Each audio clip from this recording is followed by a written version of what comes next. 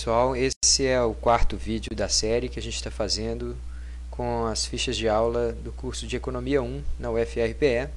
Meu nome é Luiz Flávio Maia Filho e neste vídeo, nessa segunda sessão de vídeos, nós vamos falar um pouquinho sobre a firma competitiva e suas decisões em direção a maximizar o lucro da empresa. Como na primeira sessão de vídeos, agora também a gente está tentando explicar quais são os fundamentos da curva de oferta, né? Como que surge a curva de oferta, quais são os fundamentos microeconômicos da curva de oferta. Se nos primeiros casos a gente falava sobre os fundamentos da curva de demanda, a ênfase era sobre o comportamento do consumidor. Agora, nos fundamentos da curva de oferta, nós vamos falar as noções sobre uma firma competitiva. Bom, é sempre bom a gente recordar o que caracteriza um mercado concorrencial. A gente tem um grande número de firmas competindo no mercado, a gente tem um produto que é negociado, ele é homogêneo, ou seja, não é possível distinguir o produto que vem da empresa A da empresa B. A condição C é que não haja barreiras à entrada ou à saída de competidores, e a condição D, que praticamente é uma consequência das três primeiras, é que nenhuma empresa individualmente consegue afetar o mercado. Assim, as firmas são chamadas de tomadoras de preços. Pois bem, além dessas hipóteses, a gente tem que esclarecer um pouquinho a distinção entre a visão dos economistas e dos contadores a respeito do que seria o lucro. Na visão dos economistas, o lucro é calculado a partir do faturamento total, né, que a gente chama aqui de receita total, menos custos explícitos, então são os gastos efetivamente realizados pela empresa. Tem aqui uma outra parcela que a gente subtrai também, que são os custos implícitos, até que a gente chegue ao lucro econômico. Vamos daqui a pouquinho falar um pouquinho mais sobre esses custos implícitos, tá? A distinção entre essas duas visões, de economistas e contadores, é que aqui a gente toma a receita total ou o faturamento da empresa e subtrai apenas os custos os dispêndios efetivamente realizados pela empresa, de modo que a gente chegue a essa ideia de lucro bruto, tá? Então a diferença entre essas duas visões é que no caso dos economistas, nós utilizamos aqui uma parcela a mais para ser deduzida do faturamento total, na medida que a gente tenta calcular o lucro econômico. Bom, vamos descrever o que são esses custos explícitos. São os dispêndios efetivamente realizados pela empresa. Então, pode ser folha de pagamento, o aluguel de máquinas e equipamentos, a contratação de serviços de terceiros e assim por diante. Mas são gastos realmente realizados pela empresa. Os custos implícitos são, na verdade, compostos pelos pagamentos que a empresa deve fazer aos detentores do capital, aos investidores. Então, aqui a gente está definindo custos implícitos como o custo de oportunidade do capital investido na firma, usualmente medido pela taxa de juros vigente na economia, que o investidor poderia estar recebendo se tivesse preferido uma outra aplicação financeira. Então, a ideia aqui é que a gente inclui entre os custos da empresa aqueles gastos que devem ser feitos para que os sócios da empresa continuem satisfeitos com a sua aplicação, com o seu investimento. Então, na hora de pensar no faturamento total, se ele não for suficiente para pagar a folha de pagamento, se ele não for suficiente para pagar os serviços de terceiros, o aluguel de máquinas e equipamentos, isso é uma notícia muito ruim. Agora, se ele também não for suficiente para pagar, além dos custos implícitos, a remuneração dos sócios da empresa, ora, também essa empresa não está fazendo literalmente lucro.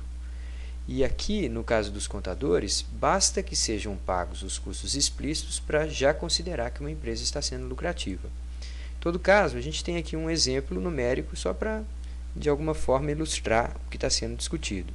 Suponha uma empresa que fatura R$120 mil por ano e tem custo total de R$100 mil, a soma de salários mais aluguéis de máquinas e equipamentos.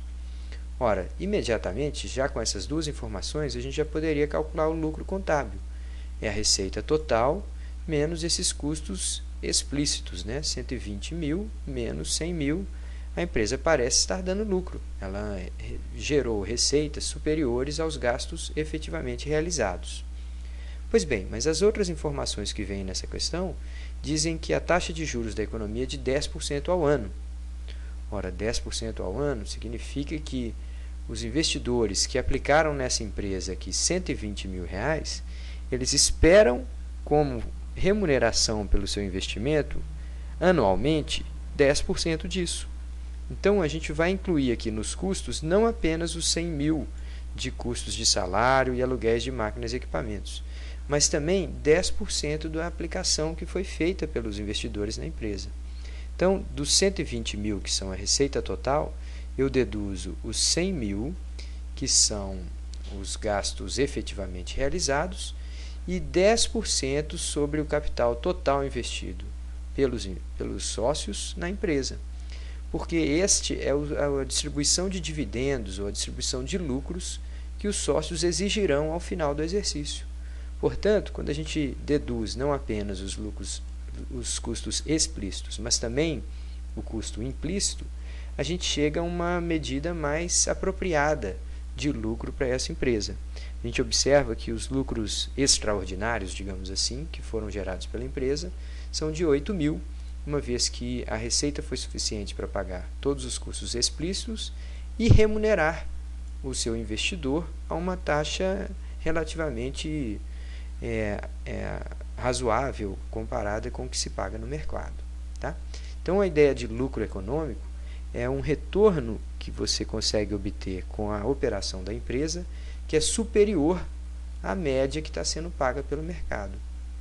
Então, na verdade, nesse caso aqui, a gente vê que a empresa estava gerando R$20 mil de lucro contábil, mas além dos R$12 mil que seriam aguardados pelos sócios ao final do exercício, a empresa gerou não só aqueles 12 mil, mas R$8 mil excedentes. Tá? Então, assim, uma empresa que tenha lucro econômico nulo ou zero, na verdade, ela estaria pagando ao investidor um retorno normal, nem acima nem abaixo do que a média dos retornos da economia. Pois bem, assim é a firma em concorrência perfeita. Ela tem lucro zero. Portanto, se a taxa de juros na economia está lá por volta de 10% ao ano, este também é exatamente o volume de recursos que a firma permite gerar aos seus sócios. Então, nesse caso aqui, essa firma daqui de cima ela estaria tendo lucro zero se a taxa de juros, por exemplo, fosse de tal que exigisse do seu aplicador um retorno de R$20 mil. Então, se a taxa de juros fosse de 16%, que é aproximadamente 1/6 de 120 mil, a firma estaria gerando, além dos seus custos explícitos, R$20 mil. Isso seria exatamente suficiente para pagar ao investidor R$20 mil. Esses R$20 mil comparados com os R$120 mil aplicados inicialmente correspondem a 16%. Então, esses dados aqui só corresponderiam a uma firma gerando lucro econômico zero se a taxa média exigida pelos aplicadores e pelos investidores na economia tivesse na ordem de 16%. Aí essa firma teria lucro econômico zero. Tá? Vamos ter em mente sempre que a firma privada é, por definição, maximizadora de lucro. Para atingir esse objetivo, decidirá operar na exata condição em que ampliar ou reduzir a produção implique queda nos lucros. Então, a gente vai aplicar mais uma vez os conceitos de racionalidade e marginalismo. Bom, vamos interromper esse vídeo aqui e a gente continua no próximo.